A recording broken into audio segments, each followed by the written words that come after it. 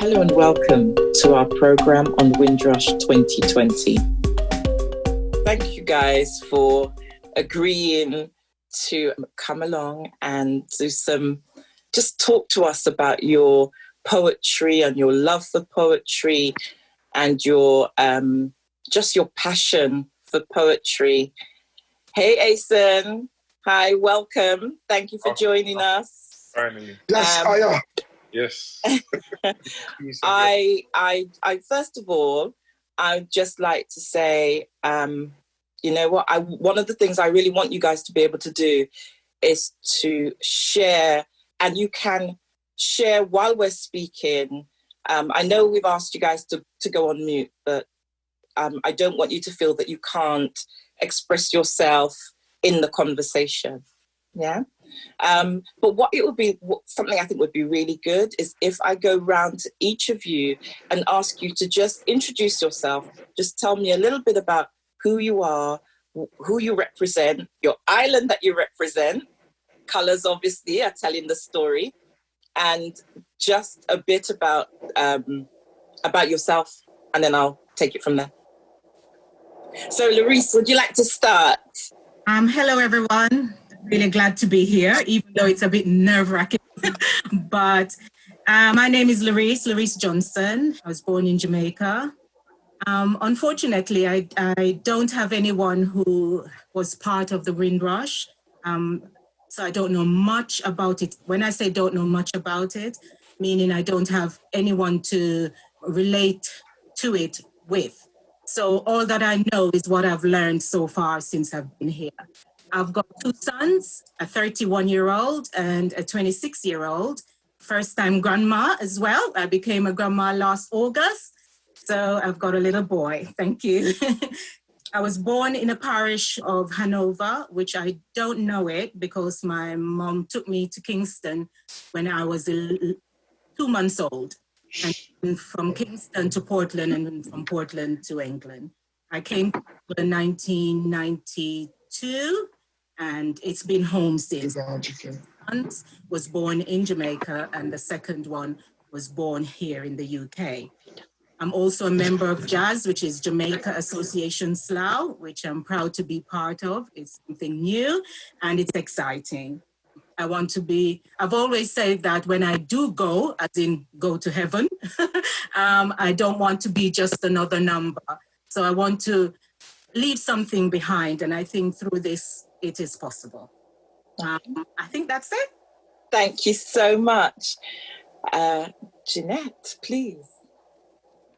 Yes, I am Jeanette Benjamin. I was born in St. Lucia and raised in St. Lucia, but really came of age in Anguilla. I've been writing since I was a child, and I really don't know anything else as far as it relates to self-expression. I moved to Anguilla for the first time when I was 9 years old. So I went to primary school on both islands at different points in time.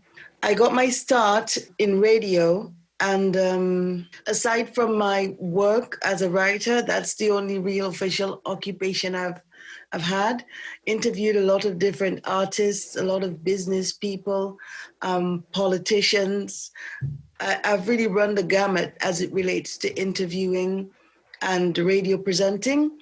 I did a lot of work with the Sunshine Theatre back in the day as well, with Felix Fleming. Tina, I think you know Felix. And did quite a few plays with him, traveled to Nevis with them and put on plays. I love to write, especially at a time like now, at a time like this. It really helps you to put not just your thoughts, but your emotions into perspective. And I find that my writing has really been an indispensable tool at this time. And I use it to catalog everything that I experience and I go through, or even situations that I'm not directly involved in, that I come across. I've got quite a large family over here in East London.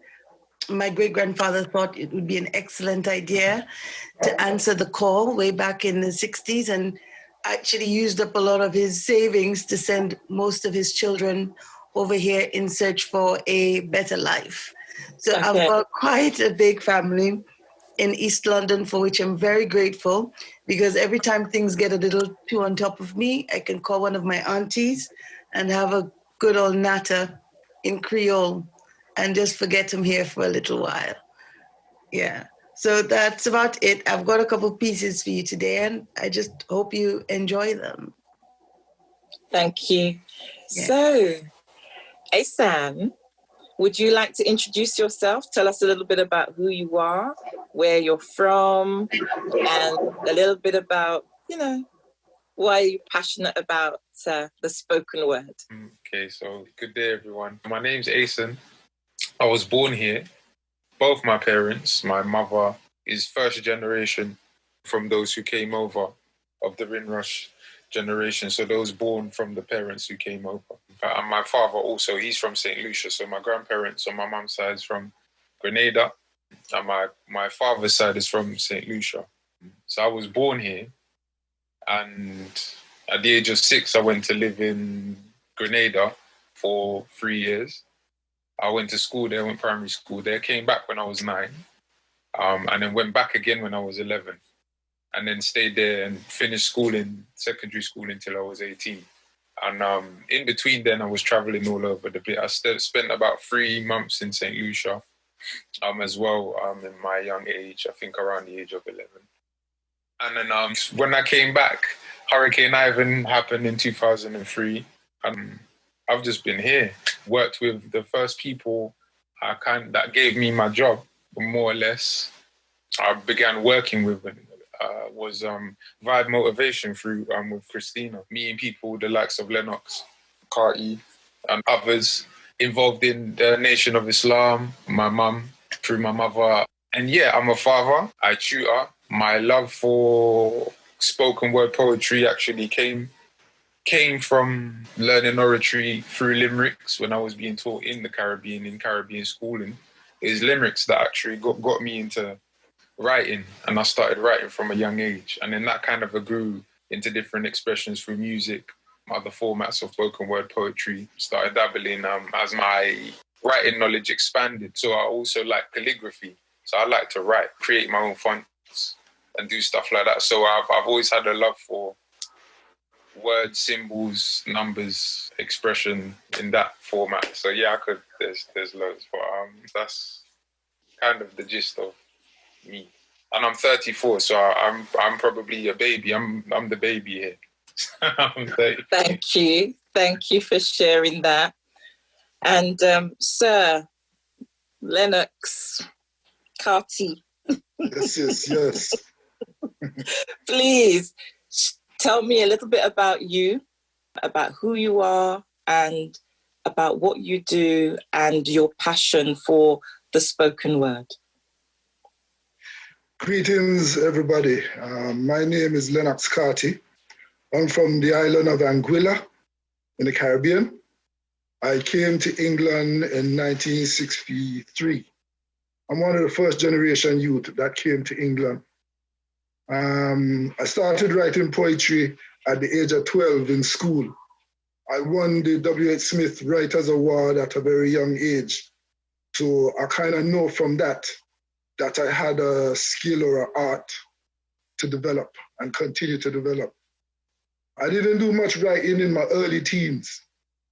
1976, my parents had earned enough money here in this country to go back to the Caribbean and build a house. Those 2.5 years that we spent in Anguilla from 1976, it was a beautiful experience. At the time, I didn't think so. I was angry, I was annoyed, I was vexed with my parents because I felt they were taking me away from a lifestyle that I had grown accustomed to. The lesson or the education in going back to Anguilla in 76 showed me that this country have a lot, some countries don't. At the time when I arrived in Anguilla, I was shocked because the roads weren't even pitched.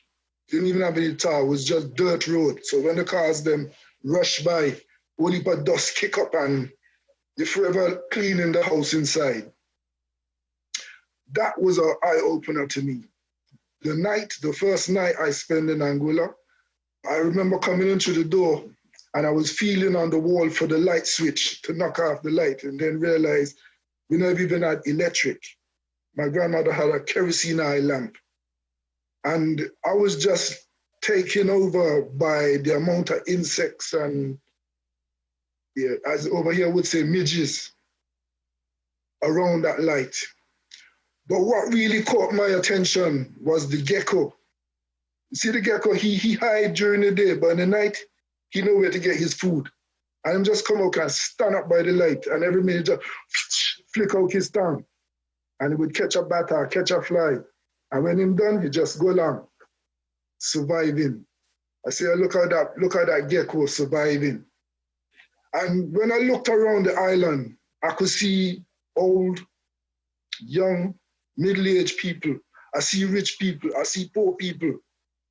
But many of those people helped one another, went around and helped one another. If there was an old person and they wanted the ground chop, you know, me, my brother, and a couple of the other youth man would have taken a go and go chop the ground for them people.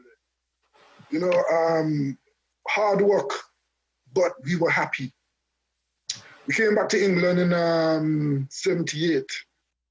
I started back to school. And at first, when I came back here, I was bright enough to go to Slough Grammar School. But through racism, I got excluded from the school because I had a temper. I needed anger management. That is what they said. But I never recognized that I was being bullied. And I had to stand up for myself. So standing up for myself, one and two of the boy get liquor, then I forget thump. And them no said, then I serious. So they sent me back to a secondary school, Orchard, and that's where I finished out my schooling. When I left school, I started to work as a welder for a company called Caribbean Gerard. And they made furnace. When I went into the furnace yard and I looked at what was being produced, the furnace was producing the casing for bombshells. And right away, you know, my spirit never took to that. I decided this wasn't a job for me because I don't want to know that I'm making something that's going to go and kill innocent people. So I walk away from that. I then started working in a youth hostel in Slough, Cypher, Stonham Housing Association.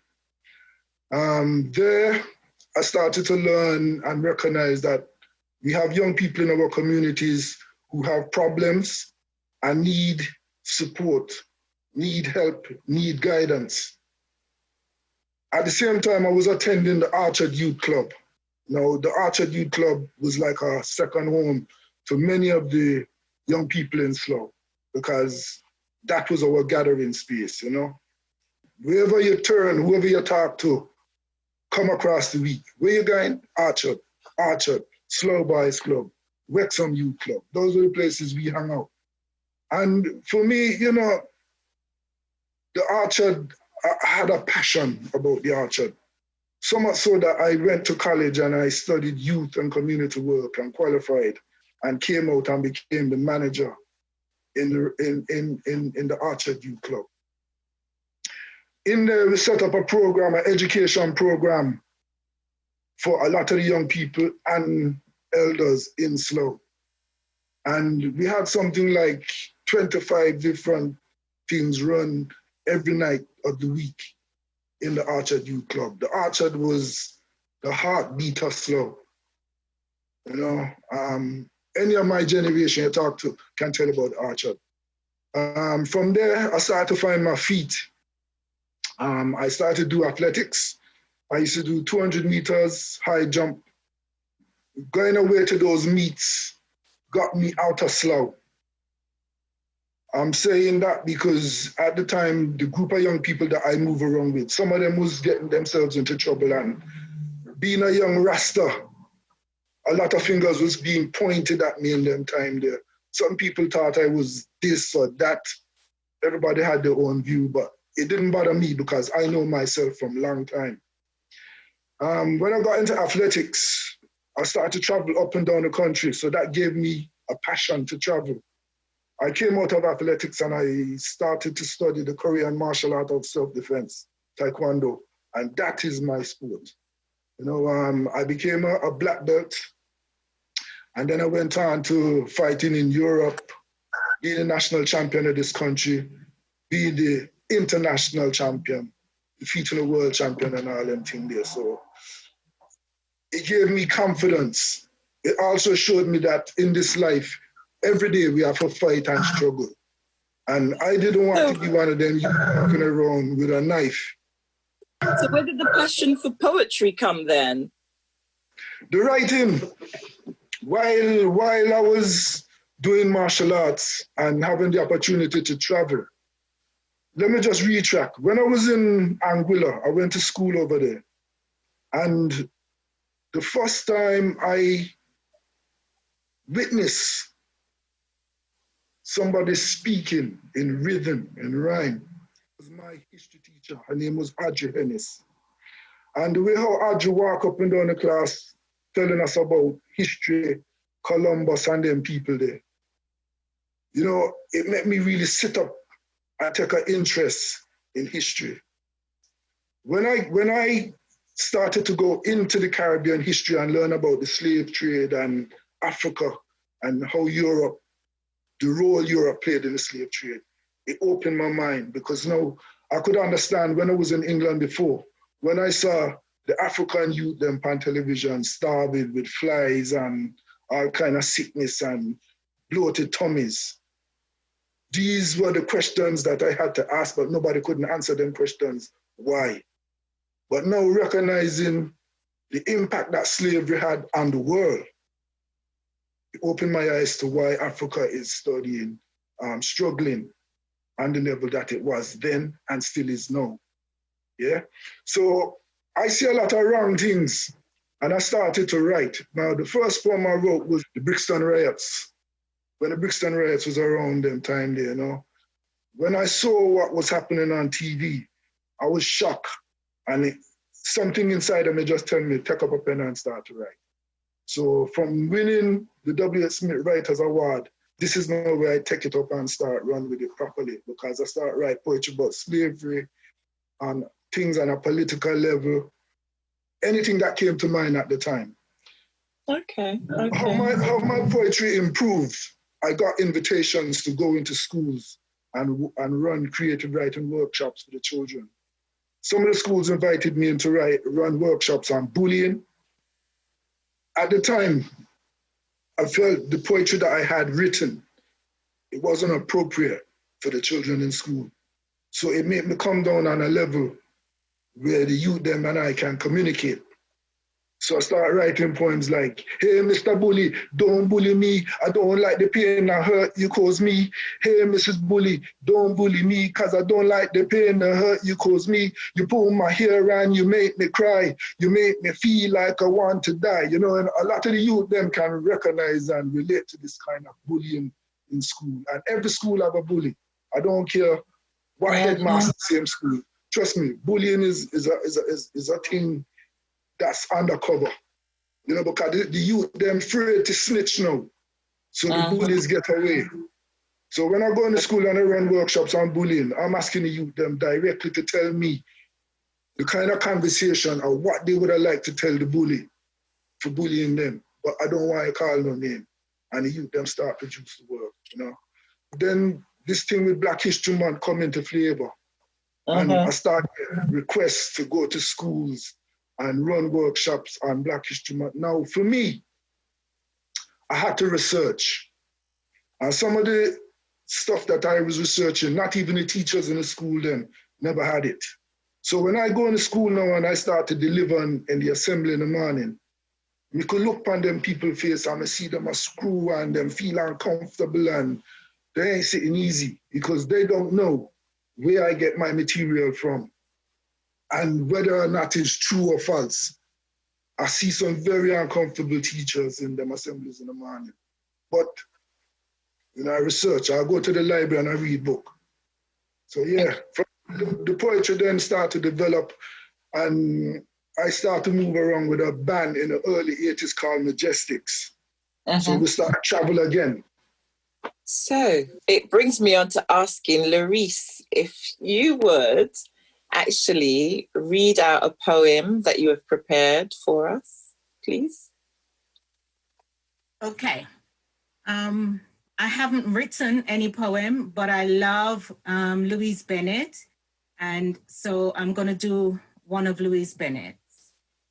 Thank you. Louise Bennett, for those who may not know, she's a poet, she's a folklorist, she's an educator from Jamaica, and she brought patois on the map.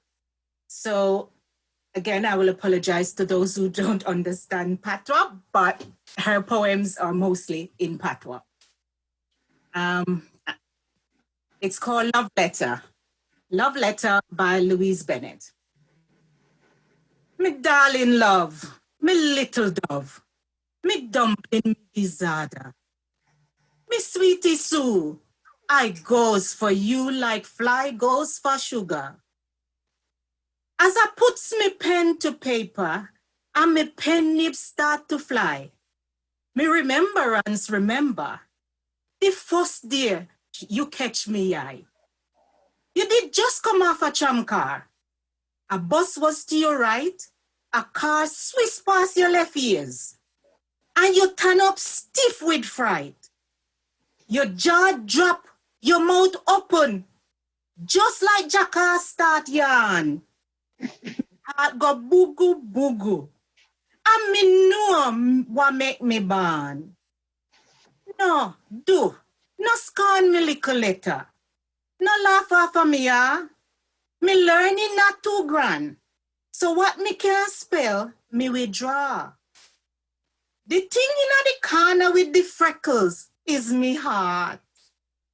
And the plate with the yam and saltfish mean that we will never part.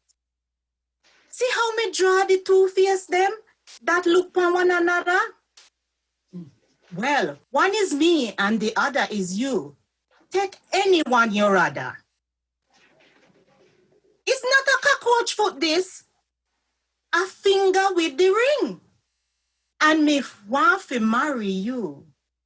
This line is piece of string. Take it, put round your finger, the wedding one. Careful, forget the right size. And then give it to the man. The man is me. No sweet rice. Keep swell till we see you next. Accept me heart while I close with love and bands of X. Yeah, man. Thank you, Larice. Oh, Larice, that was wonderful. That was beautiful. Why are you apologizing for the patois? Come on. It was good. I'm going to do another one now. A second one. Okay, the other one is not patois. It was written by a local person. We have a ladies group in our church, and we were talking about love as the topic, and she wrote this one. However, love in itself is a huge topic, and for everyone defines love differently. So we can't begin to define love for anyone else. So, because love is a very personal emotion. So what she wrote was what love is not. So this poem is about what love is not. Love is not selfish, self-centered. It is not conditional or easily angered. Love is not mean, rude, or demanding. It's neither manipulative or controlling. Love is not boastful, proud, or spiteful. It's neither envious nor hypocritical. Love does not take record of past wrongs. It is not an inner state of mind that has no recognizable outward manifestations. Love is not to be confused with emotional hunger, holds no grudges, and not easily offended. Love isn't supposed to hurt or keep you down. Definitely abusive or dishonest. Love isn't fear, confusion, or timidity. It does not give it in measures, nor is it stingy. Love delights not. And it definitely isn't a bad investment that yields no return. What then is love? Love is the opposite of all the above and more. God is love. Thank you. That was really, really lovely. Thank you so much. So, because of time, Asen, would you like to go next, please? And I'd love to hear 2 poems from you, but I hear the first one first. Thank you. Yes, ma'am. So it's similar format to Larice. I actually chose an English one and one in my little Grenadian accent. So I'll do my English one first. This one's actually called You're a Star. One of my jobs is actually working with children. A lot of them deal with depression and I get them to try and express it creatively. So this is one that empathize. I've written in empathy with them and just kind of very inspired by what it's called You're a Star and Don't Die. Battling depression. I hope I got enough phone credit to call and hold a session. Relief from all the stressing of the world made to for lesson. Find my pal speech and addresses out to keep people arrested. Mental curfews aid abetting, fair the message. Ticking time bomb, romance and greed we finance. The dance of thieves we try chance with masks when meeting fleshlings. So many earths collide on like asteroids impacts deadly. Slaves like that ring of debris till one breaks away toward a separate trajectory. Rebellious to doctrines, false fair seeming, we defected from a system self-ejecting. God elected, I was born to be a lot more than this. Let's be our best wish. Wish upon a star that is you, because you're a star that is true. Wish upon a star that is you, because you're a star, this is true. Using God's standards I measure and educate myself on him, seeking the true successor within to live exemplar. Purpose of pressure is not to make us lesser, put us down, nor to regress ya. These are little testers that will help bring out the best ya. Discovering our treasures, our metal and our makeup, environments that wake up, the talents and the gifts we have that's well within our nature, the godliness inside of us, the light and mantle take up, the star within we raise up, a torch amongst what usurps and works to snatch your light away in darkness, stick erasers. My vessel used to knowledge supreme, hell we escape up, assembly with God predestined, heaven's embracer. Wish upon a star that is you, because you're a star that is true. That's my first one. That was beautiful. Thank you. And your second one? Second one, this one's called Grenada Brand New. Just reminiscing on a bit of my upbringing. I was going to do something specially for this. I didn't have enough time. So I'll pick this one. This one's called Grenada Brand New. GBN. Clean up the yard, we using cutlass to cut grass, do swab lash the thing. Dying do properly, the papi show my king. File down the broadleaf, make a mongoose. Easier to handle and to swing. Hustle and graft is how we make do and bringing in some money. Every mickle mackerel can make a means.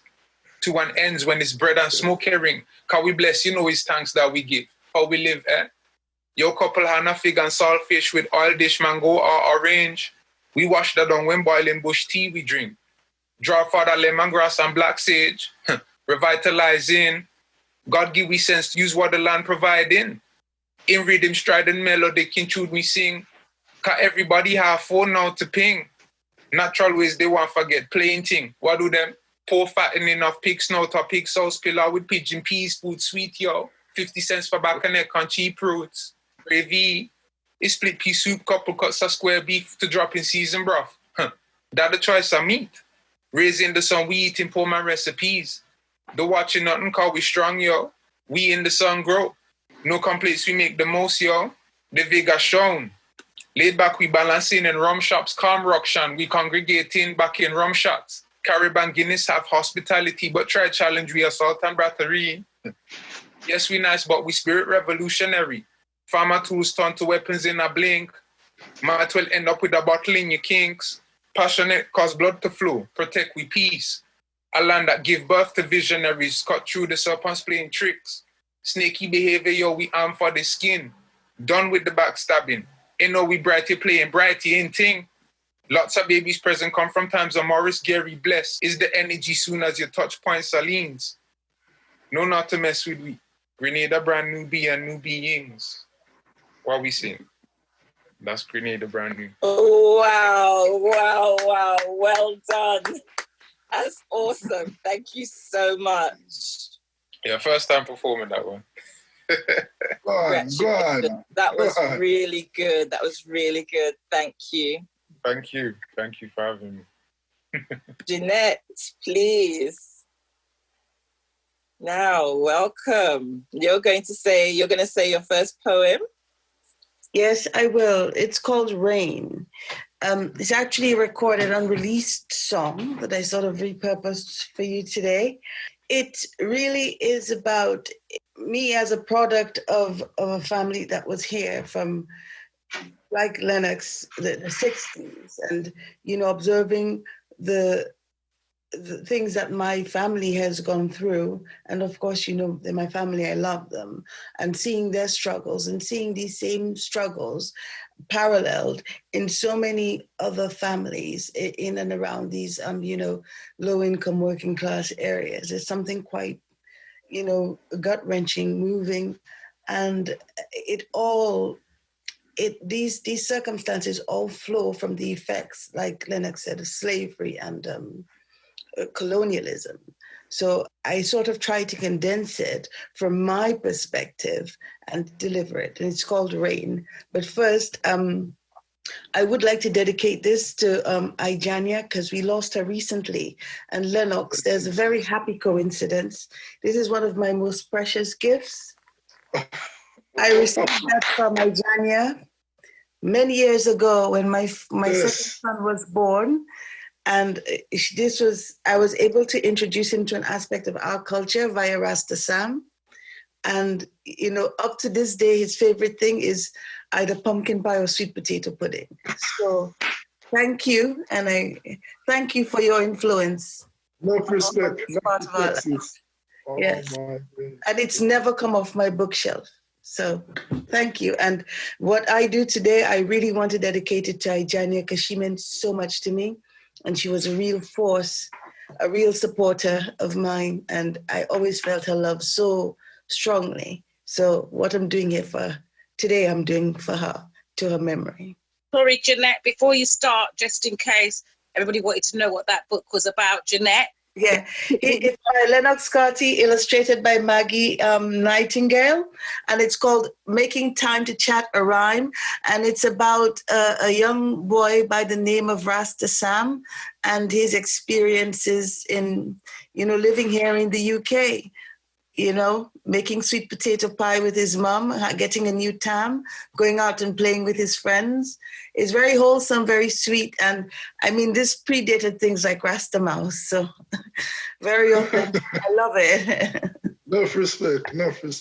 Wow. Yes. Yeah, so the first one I'm going to do for you is Rain. And I apologize for the length. It was originally a song, so a bit long. Rain. Oh, sometimes it rains. I can't take all the pain. So I shake off the rain, light up the fire with my flame. When it rains, it always pours for us. Life's sweet sometimes, but it's tough for us. Hard times in the system, yes, it's beating us. But the ghetto youth are hustle sick of biting dust. My people want to forward on to better life, even as the evil begrudge our right to life. So many of our youth are growing up so blindly. Parents gone all day working and grinding for a minimum wage that's never rising. So when that turns around, they'll stop griping. Because you can't screw when poor people vex.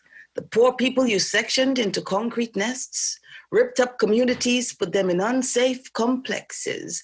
You created the homes that the crimes are infesting.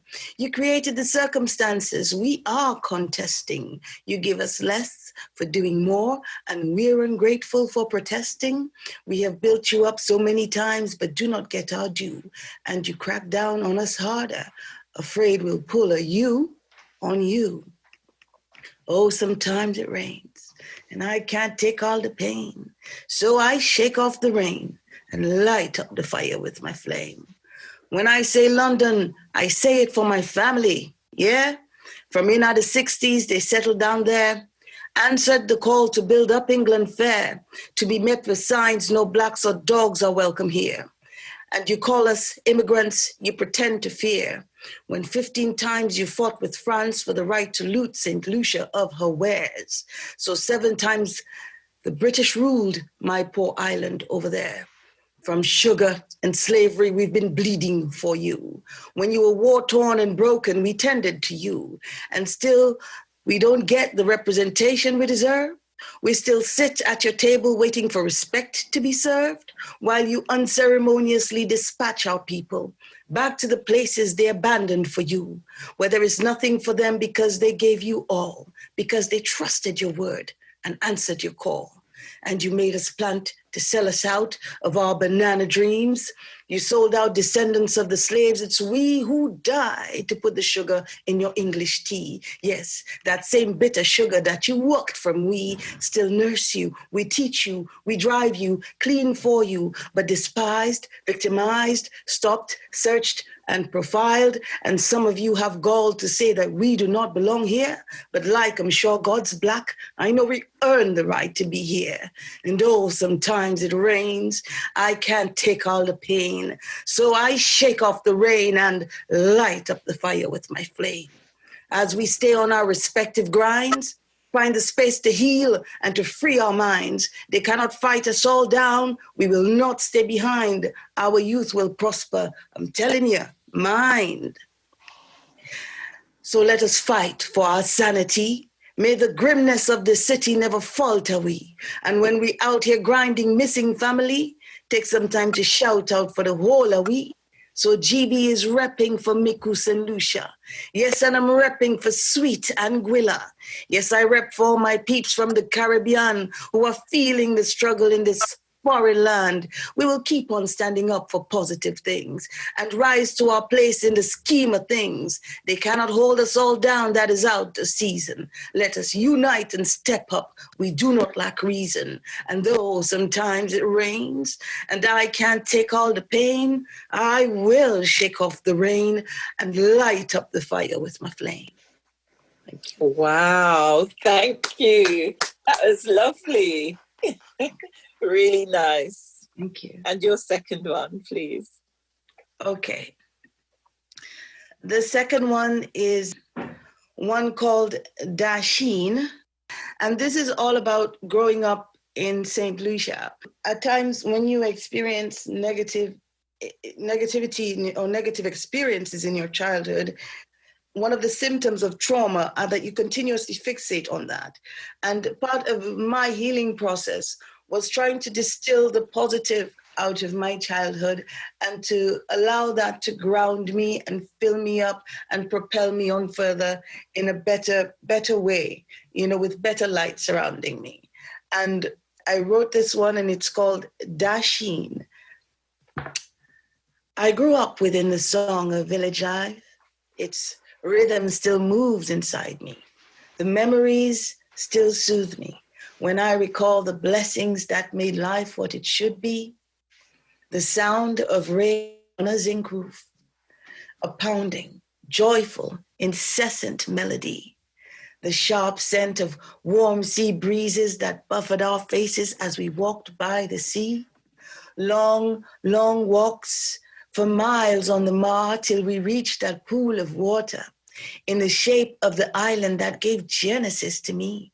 We saw the sunset behind Mount Jimmy and agreed it was amazing to see. Rocked to sleep by the music of the dance hall, the 2 dance halls on the Our Father Street, with the air all around heavy and delicious, with the smell of the vendors grilling meat, and the speakers poured out the melodies that helped to shape my youth. The cadence, zouk, calypso, and soca, the reggae and dance hall, even the country music and the rhythm and blues. I danced in my sleep. I danced in my dreams. I danced to the intro music of the HDS evening news before Auntie settled down to watch Days of Our Lives, and we were sent to our room. The vivid color of the hibiscus in the yard paints my memories with its hues, the white, pink, orange, and yellow blooms, the smell of the coal pits, burning, dense, dark, and sweet, the mature mangoes waiting to be picked, waiting for that day, that jonjournée, and before their rich, sweet scent filled every room, every nook and cranny, Dada made mango curry. Ah, mango curry, I dream of you. And Creole women gathered to grate and drain cassava and make farine, a multi-day effort that changes you too. Such beauty and goodness around, eating lettuce and tomatoes still wet with dew, guavas, cherries, and plums still wet with rain, Chinese skip and ring game stew, picking T-bomb to sweep the oven and marveling as trays of baked bread came through to be sold at the roadside in round woven baskets to eager customers alerted by the scent of its stew. River trips, crayfish, countryside springs, dasheen, yam, and plantain, ginger, pomegranate, and homemade yogurt from my favorite milker called Mumu, ice lollies and icicles in the sun, Uncle Andre's shinny tweth, caterpillar rum, the fruits soaking in brandy that made you yearn for Christmas to come, and Mama searched high and low for the best yam, island when boys climbed greasy poles for ham, island carols in the air and bamboo bursting all around, while the silent moon shines down. Silvery, full, and beautiful she shines on, kissing us with her beauty as we sit out on the steps eating peanuts and roasted corn. Those were such beautiful nights, such beautiful, bountiful days that remain with me and move my soul in so many beautiful ways. Thank you. Thank you so much. That was beautiful. Thank you. That was really, really lovely. Thanks. So, Lennox. Right there with you. Yeah. It was good. It was good. Thank you. Lennox, it's your turn now. First of all, I have to say, enough respect to Jeanette, because yes, I went on to publish a CD album called Save the Earth. Yeah. And also produce a teacher training pack with the Making Time to Chat Around. Yes. Yeah. Brilliant. This poetry book found itself in West Africa at Banjul University as a teaching resource for wannabe training teachers. So my poetry is now moving on a different level. The 2 poems I want to do is one, a tribute to Rosa Parks, because Rosa Parks was an everyday mother, like my mother, your mother. She went to work to earn some money to feed her family, pay bills, buy food, whatever. But at the time in America, the civil rights movement, the racism, the disrespect that the Black people was receiving at the time, the bullying, caused Rosa Parks to get up and react. And her little reaction sparked a massive change in the American government system. But some people still never lock on to it because, as you say, look what happened last week. Yeah? Rosa Parks. In Montgomery, Alabama, in 1955, the civil rights movement came my life. Rosa Parks, a mother like you and my ma, she come out of the dark like a shining star. She challenged the system, she challenged the law. She massed up segregation and the color bar. The day she decided not to give up her seat because of swollen ankles and a swollen feet. Them dash her off the bus, them put up on the street. But when she get up, man, she blaze up her heat. Dr. King, he crusade and march, leading from the front like a burning torch. He said to boycott the system, this decision will be harsh. Respect your neighbors no matter what the cause. Don't curse an argument with your boss. The struggle is too precious, it cannot be lost. Rosa Parks became an instant star. Her name traveled wide, her name traveled far. In 1999, she was awarded the Congressional Gold Medal, America's highest civilian honor. Because she challenged the system, she challenged the law, she massed up segregation and the color bar. Yeah. Enough respect to Rosa Parks. Thank the next you. poem. Wow. The next poem I wrote is coming off my album, Save the Earth. It's called Surviving, you know. Not for we surviving. You know, in our lives, some of us might win money, but if we don't know how to spend the money properly and we squander it, we're going to end up surviving. You know, it doesn't matter what you have. You know, when you lose it, if you haven't learned to survive, you're in serious trouble. So this one dedicated to all of the survivors. Thank you.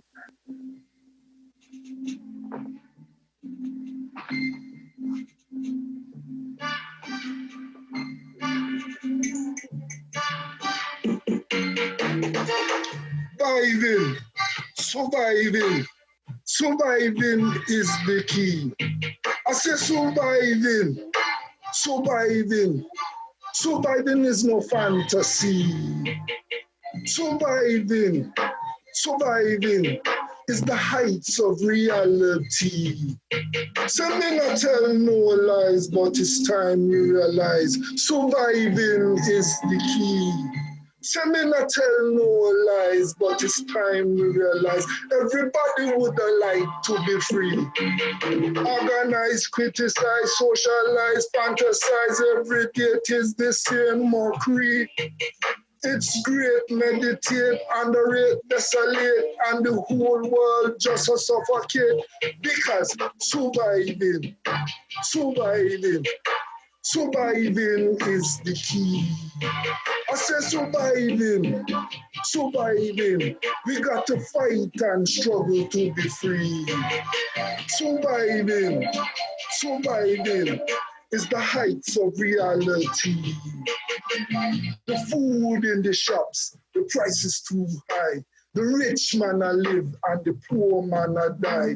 Them dress up in them jacket, them suit and tie. Tribulation in the ghetto and the people a cry. Surviving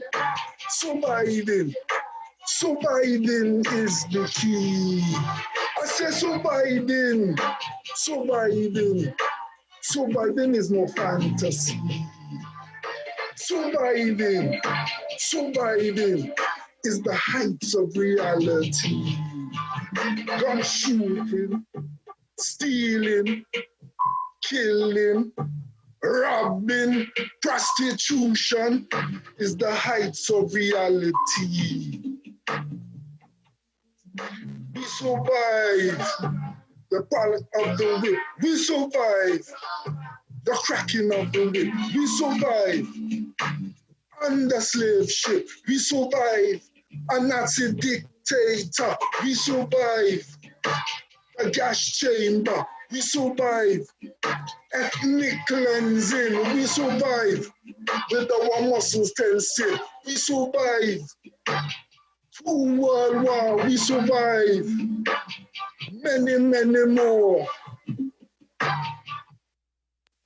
Surviving is the key. Surviving. Not even coronavirus couldn't stop we. Surviving. It is the heights of reality. Yeah, man. Yes, sir. Wow. Thank you. Thank you. Oh my goodness. What talent we have in front of us today. It's been amazing. You guys have been awesome. Really, really amazing. I've loved to listen to all of you, and I know, you know, come October when we do Black History Month, my goodness, I will be spending a lot more time in your company and getting each and every one of you to just, we've got a lot of stories to tell, and I want to do you guys justice, because I think we need to just get your voices out there amongst the community. Yeah, wonderful. Larice, when you were back in Jamaica during the time of Windrush, did anybody ever kind of talk about Windrush and say anything about it? Unfortunately, Actually, no. Okay. I started hearing about Windrush when I came in this country. Okay. Yeah. Okay. I don't even think them time the Windrush name was in the forefront. All we just know was became England to either fight in a war, work in a hospital, or do some kind of job out there. You know, that is where it was. But even to some degree, I object about the name Windrush, because the term, when they're saying the Windrush people, they mean the migration of Caribbean people. So I guess the question is to Larice, to all of you, it's like the Caribbean people did not know what those youngsters that left home, they did not know what happened. They didn't know that story. There's not a connection. And I think that's why it's important. So even Larice been agreeing to be a part of this, flying her flag as Jamaica. Windrush did affect Jamaicans. So maybe not Larice's family, but the fact that it's important that we understand island to island. You know, all the time we kind of stick to our own little island. And this today, bringing all of you together and seeing you, you know, for me, coordinating this, Rochdale and I's desire that we don't want no more elders to die without captivating their story. So we appreciate you guys responding to it like that. But me, Lennox is like a big brother. And I just want this to happen. However it happens, it happens. And with tears in my eyes, you know, and some of you encouraged me to write. And I write and I share this. The Lord is my shepherd. I have no regrets, although I'm living my life in the shadow of death. When things go wrong against all odds, I get on my knees, I give praises to God. Because by any means necessary, I know I'll get through, regardless to what. I'll do what I have to. It's not a point that I'm trying to prove. In this life, there's many choices to choose. If you fall down, it's about how you get up. If you bury your head, then you know you'll get stuck. People want to talk about how life sucks. A lot of things they put down to bad luck. But the one assurity we all knew from birth is surely one day we'll return to the earth. So in reality, we have nothing to lose. Big up your chest and live life how you choose. So to all of you, to all of you, everything I do up. Everything I do up. With tears in my eyes, I'm going to stand, I'm going to sit, I'm going to do whatever I can for our stories to be told. So I want to thank you, honestly. You did this, and for that I'm so grateful.